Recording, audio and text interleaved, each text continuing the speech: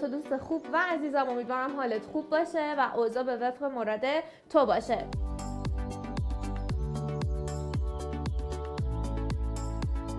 درس 3 هم کاور بکنیم. درس 3 هم یه موضوع به من داده که آقا تو اول باید یونیت 1 رو بلد باشی. اوکی خب حالا ما گذشتیم از در واقع نمبرها، از اعداد، از در واقع نوع ساعت گویی. حالا رسیدیم به تاریخ و روزها. به تایتلت نگاه کن. من میتونم بگم I can say days and dates. میتونم حرف بزنم و بگم روزها رو و تاریخ رو. اوکی؟ days and dates. خب اینجا میخواد یه کار خوبی به من یاد بده، یه چیز خوبی به من یاد بده. روزها رو به هم بگه، ماهها رو به من بگه، فصلها رو به من بگه. روز، ماه، فصل. بیا تلفظشون رو با هم چک کنیم. روزها که میشن days، خود روز تنها day. اوکی؟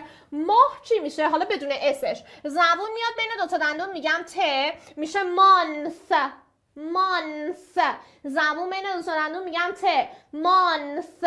حالا اگه اس بگیره months. اوکی؟ این شکلی تلفظ میشه. فصل چی میشه؟ season.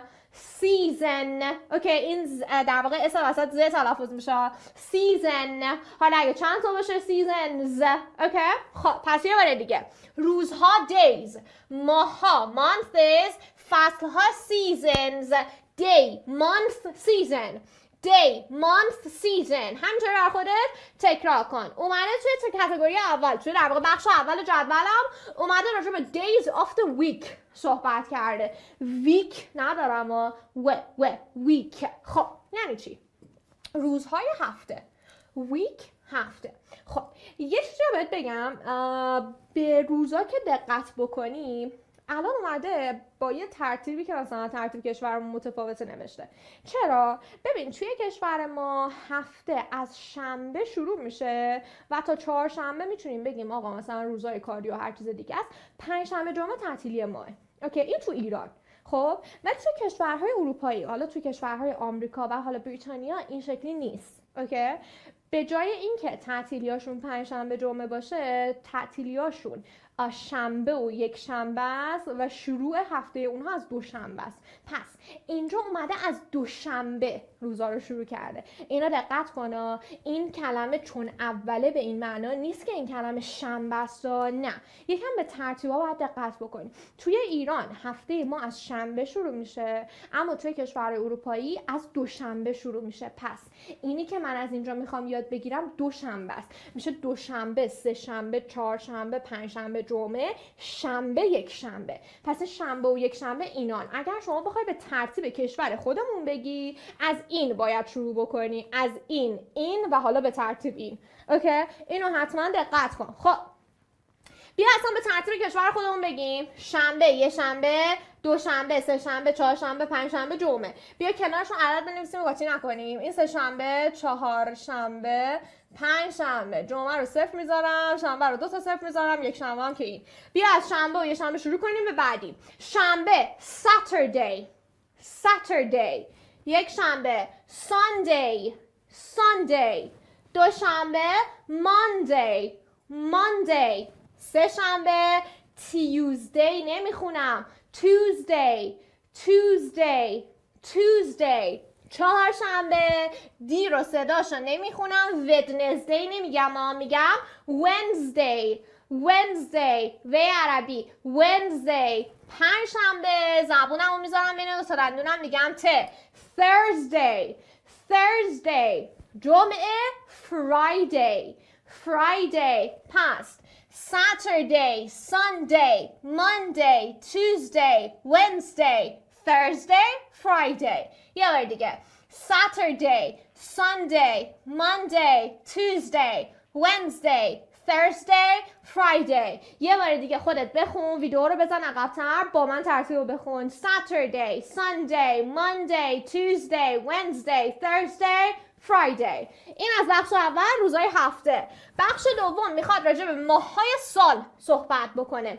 ماه میشه month، سال میشه year. پس months of the year میشه ماه‌های سال. خب یه نکته هم اینجا بهت بگم، مثل روزهای هفته ما میگیم آقا ما چه کشور ایران در واقع فصلامون، در واقع ماهامون از چه ماهی شروع میشه؟ از فروردین. اوکی، ما عیدمون توی بهاره و حالا از فروردین سال جدیدمون شروع میشه دیگه. و خب توی کشورهای اروپایی کریسمس دارن، یعنی سال جدید اونها از کریسمسه. کریسمس که ابتدای زمستونه، پس این ماه اول زمستون در واقع میشه ماه اول اونا. اینو میخوام بهت بگم که دوباره ترتیبی که اینجا به من داده، این 3 تا برای زمستونه، این 3 تا برای بهاره، اینا برای پاییزه، اینا برای تابستونه، اینا برای پاییزه. پس چیزی که میخوام بهت بگم اینه که ماها رو دقت بکنی، چون اینجا اول نوشته این ماه رو، به این معنا نیست که این فروردینه، نه، این اولین ماه زمستونه. چون توی کشورهای اروپایی خب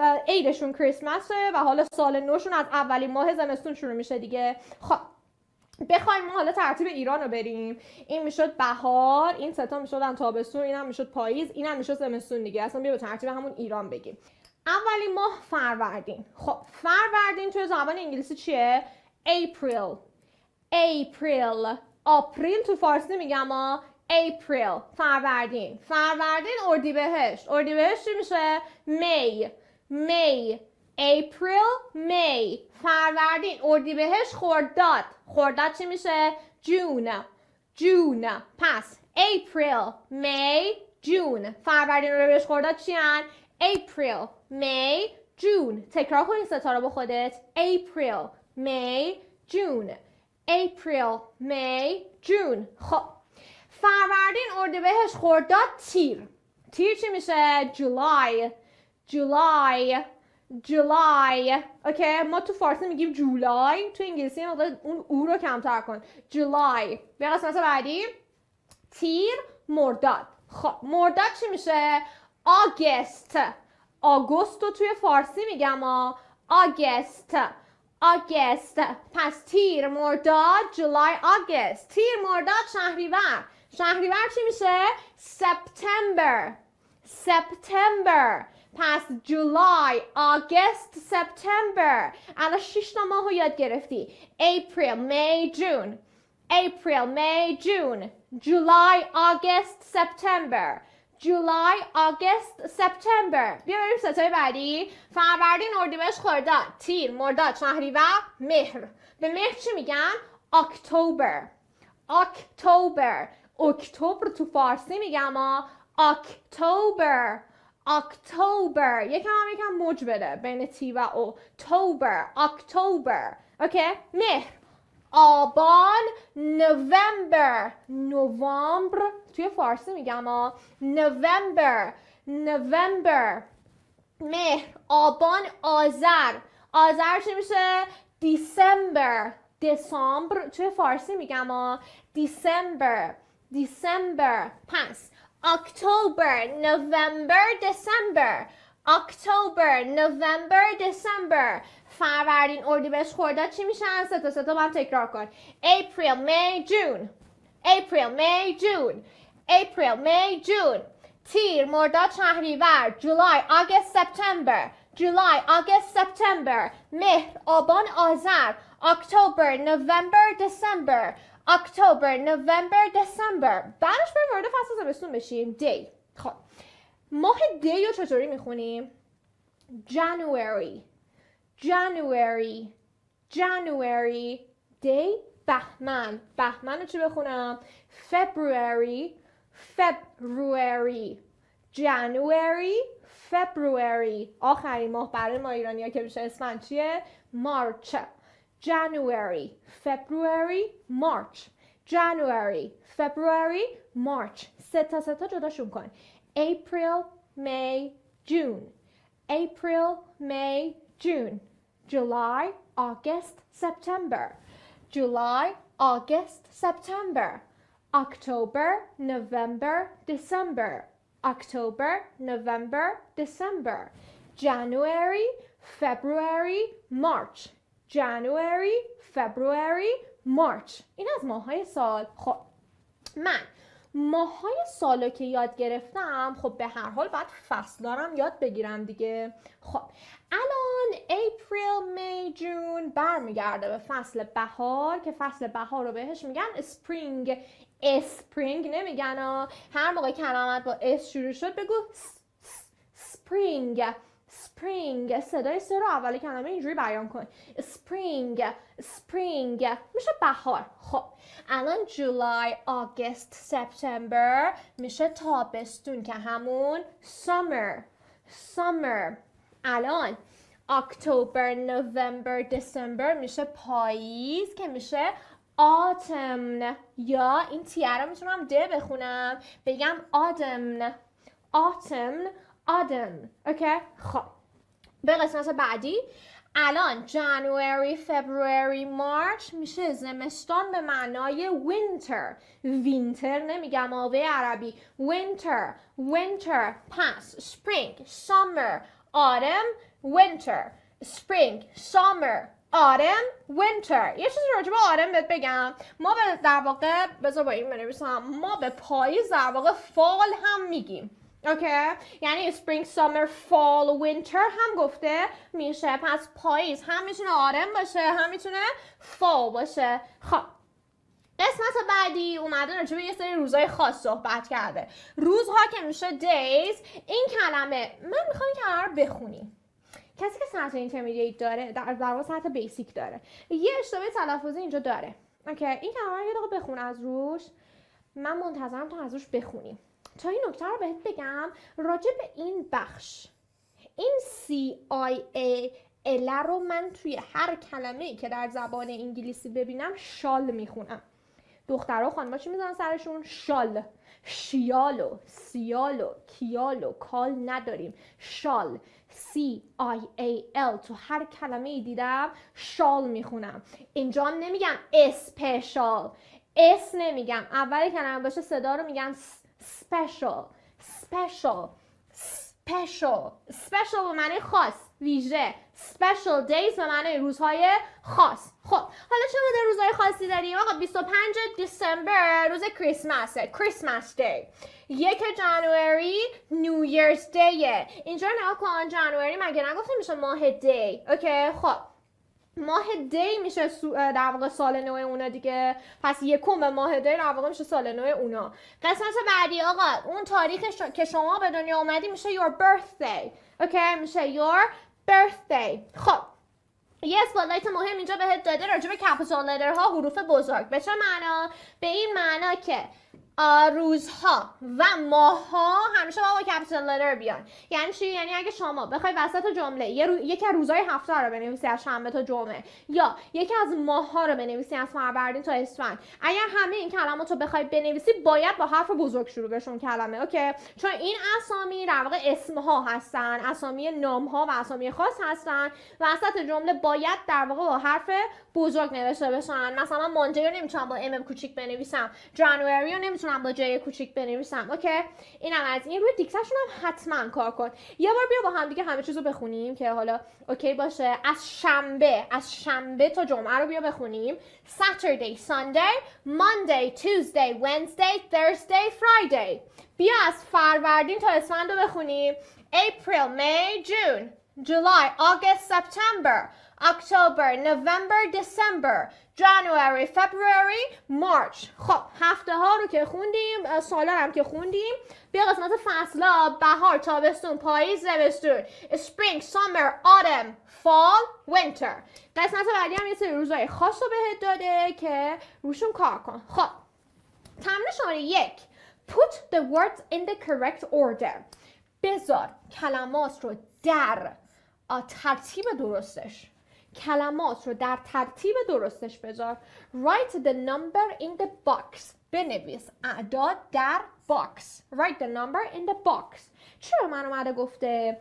اومده به من چه شماره 1 چند تا کلمه داده. این روزهای هفته است درسته؟ میگه روزهای هفته رو شما به ترتیب مرتب کن. اینجا چون حالا همون ترتیبی که کشور اروپایی شو به من داده از دوشنبه شروع کرده. اوکی ما گفتیم روزهای هفتهشون از دوشنبه شروع میشه دیگه. پس بعد دوشنبه بعد سه شنبه باشه، بعد چهارشنبه، بعد پنجشنبه. حالا به ترتیب. اگر بخوای به ترتیب ایرانیش مرتب بکنیم تو ذهنت بگو چی میشه. قسمت دوم دوم فصل‌ها رو مرتب کن، بعدی ماه‌ها رو مرتب کن. حالا ماه‌ها رو میتونی هم به ترتیب ایرانیش مرتب بکنی واسه خودت، هم به ترتیبی که حالا تو کشورهای اروپاییه. قسمت بعدی Write the next day, month or season. روز بعدی، ماه بعدی یا فصل بعدی رو بنویس. اوکی؟ خب به من داده می. من میرم توی جدولم نگاه میکنم، میبینم بعد ماه می چه ماهی دارم؟ جون. پس توی جا خالی مینویسم جون. به من داده ساندی، یک شنبه. بعد ساندی چیه؟ دوشنبه که میشه ماندی. بعد ماندی میشه سه شنبه که من باید برم سه شنبه رو پیدا کنم بنویسم. بعد از پاییز دارم زمستون. زمستون رو جلوش مینویسم. به همین شکل بقیه رو هم پر کن. نکست هم میشه بعد. بنویس روز بعدی، ماه بعدی یا فصل بعدی رو. day, month, season. خب قسمت بعدی about you and your country. راجع به شما و کشور شما چیکار باید بکنی؟ یه سری سوال جواب بدی. which month is your birthday? ماه تولد شما چه ماهیه؟ my birthday is بقیه‌شو ماهش شما بگو. which season do you like best? بین فصل‌ها کدوم فصل رو بیشتر از همه دوست داری؟ Why? I like summer because I was born in summer. من تابستون رو دوست دارم چون توی تابستون به دنیا اومدم. یا هر دلیل دیگه که به ذهنت میرسه. بقیه سوالاتو ببین. Which day of the week do you like best? کدومی که روزهای هفته رو بیشتر دوست داری؟ I love Wednesday because after that I can rest at home.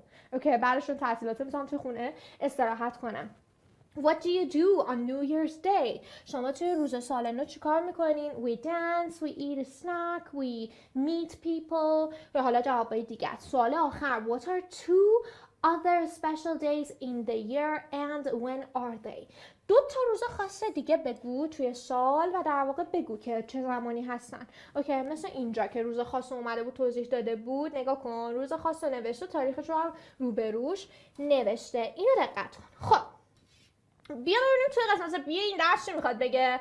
ordinal numbers and dates. خب میخواد راجع به اون مدلی که من تاریخ ها رو مینویسم صحبت بکنه.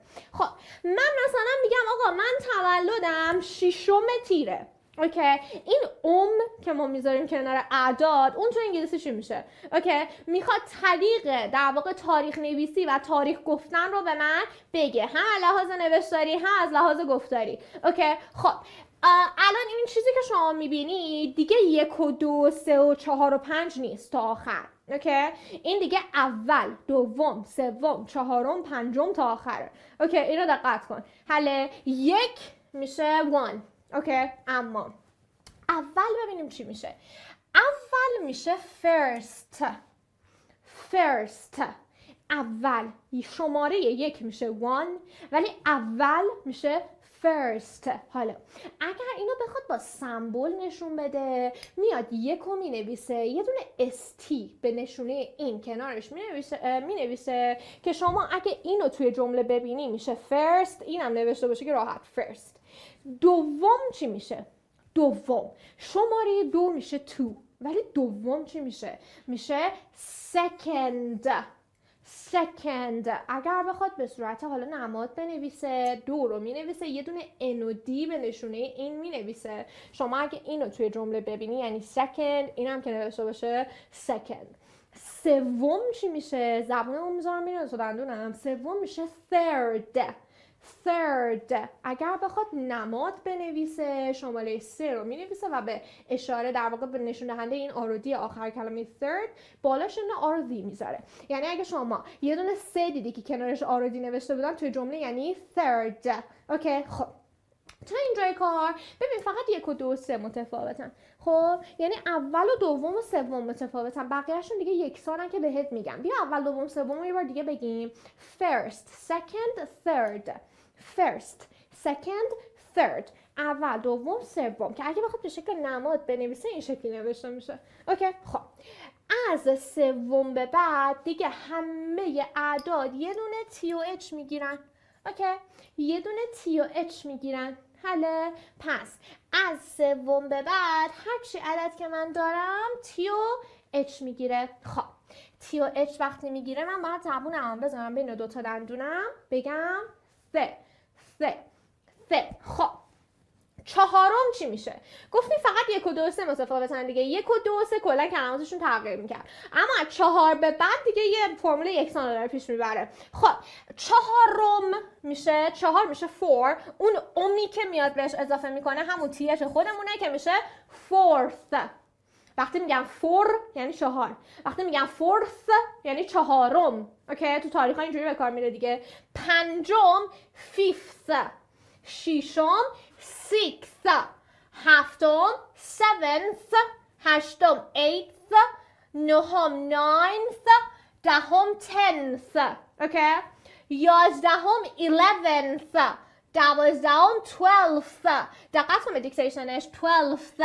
سیزدهم 13th، چهاردهم 14th، پونزدهم 15th، شونزدهم 16th، هفدهم 17th، هجدهم 18th، نوزدهم 19th، بیستم تلفظش رو دقت کن 20th.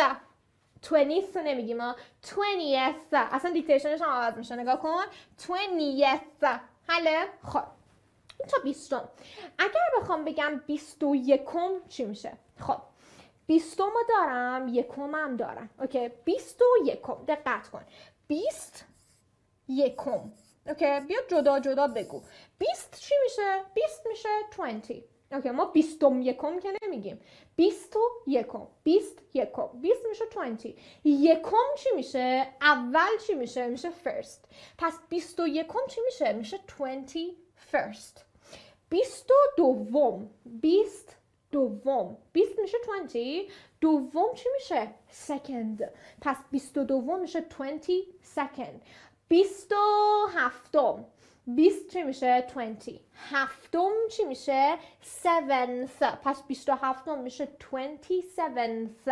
اوکی، به همین ترتیب اینها بهت داده 21st 21م، 22nd 22م، 23rd 23م، میره پایین تا 30م. زبونم رو میذارم بینه تا دندونم 30th 30م. حالا 31 هم میشه 31st. ما دیگه تاریخ بعد این که نداریم، آخرشه دیگه 31st. به نمادشون دقت کن، ببین اینجا رو. مثلا اگر شما بخوای بگی 21م 21st، این 1st رو ببین نمادش اینجوریه. 22nd second رو ببین 30 در واقع 23rd. ببین چجوری نوشته، اینا نماداشو دقت بکن. خب Yes, what lesson اینجا رو من داده saying and writing dates. میخواد راجع به شکل گفتار و شکل نوشتار تاریخ ها با من صحبت بکنه.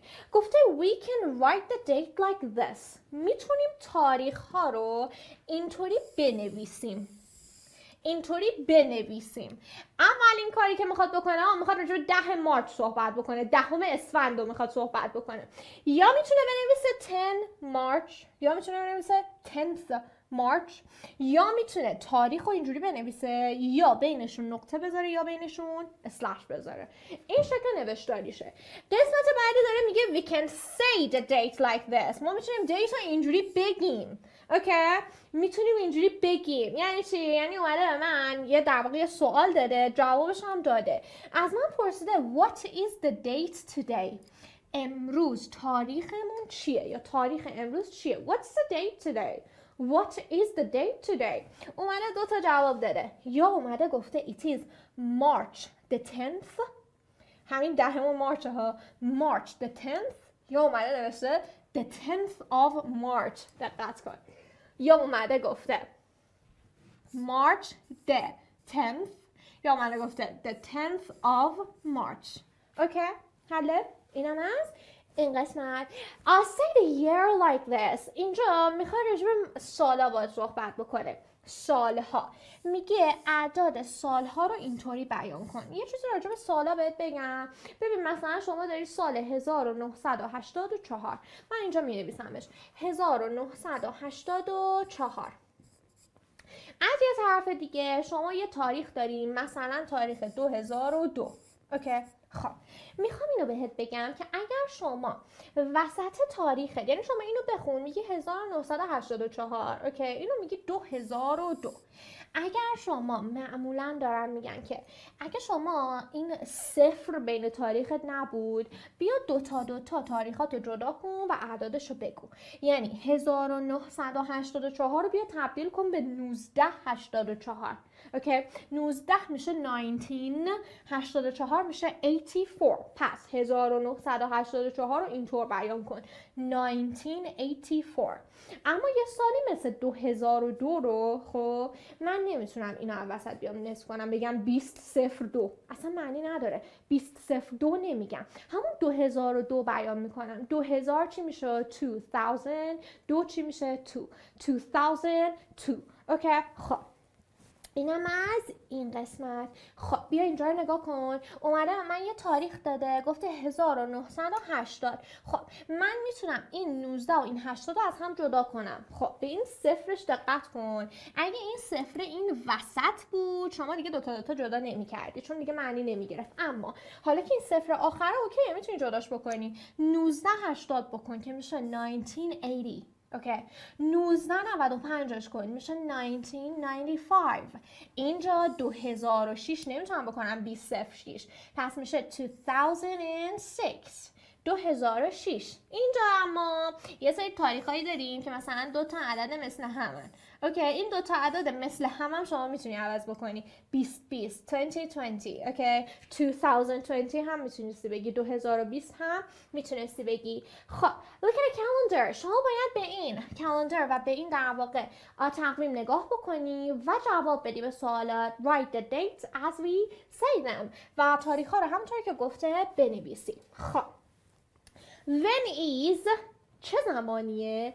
The first Saturday in March. خب اولین شنبه در ماه مارچ چه زمانیه؟ چه تاریخی میشه؟ من میام اینجا رو نگاه میکنم. خب Saturday در واقع میشه شنبه. داره میگه اولین در واقع شنبه. خب از این ور دیگه مارچ تقریبا از این ور شروع میشه. اولین شنبه در ماه مارچ دقیقا کدوم تاریخه؟ اولین شنبه میشه تاریخ سوم. خب داره میگه چطوری سوم بیان کنم؟ مثل این یا بنویسم it is March.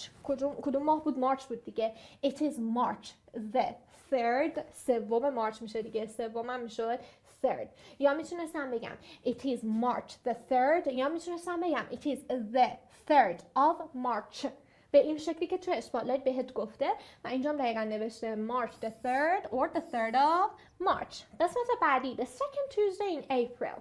توی ماه آپریل Tuesday دوم کدوم میشه؟ اوکی، برو دقت کن و تاریخ رو به همین شکلی که توی اسپاتلایت بهت داده بنویس. خب تمرین بعدیش داره میگه write the dates or years as we say them. داره میگه تاریخ ها و سال ها رو همونطور که من بهت گفتم بنویس. اوکی، اینجا داره میگه در واقع ششم در واقع ماه سپتامبر. اوکی، اومده دقیقاً به همین شیوه توی قسمت دوم برات نوشته 6 سپتامبر یا سپتامبر 6 یا the 6th of September. به همین شکل اومده برات نوشته. شما مثلا این تاریخ رو برو به این دوتا شیوه بنویس. اوکی، و در آخر اومده بهت گفته دیت امروز چیه اونو بنویس و توزدی بعدی چه تاریخیه اون هم بنویس. اینجا بهت دوتا سالم در واقع داده. سالها رو چطوری بنویسم؟ خب من میام جدا جداشون میکنم. این مثلا 1989 یا میتونم بگم 2015 یا میتونم بگم 2015. جفتش درسته. خب این از این سه تا درس بسیار مهمی بود. یعنی یه چیزی که شما همون اول زبانت باید باهاش آشنا بشی. اوکی، یعنی یکی از مقوله هاییه که حالا تا آخر زبان باقی میمونه دیگه. من تو زبان فارسی خب اعداد رو بلدم و اینکه ماها و فصل‌ها رو همه چیز رو بلدم، تاریخ‌ها رو بلدم چجوری بگم و این یه چیزیه که تا آخر میمونه. خب و اینکه خیلی هم کار خوبی کرده که توی دروس اول اینا رو آورده. حتما روشون کار کن، حتما تمارینشون حل کن، با آخر کتاب چک کن. تمرین خیلی خیلی زیادی روی اسپاتلایت داشته باش. نکات خیلی خوبی بهت گفته. ممنونم که برای این سه تا درس با من همراه بودی. برای دروس بعدی هم با من همراه باش.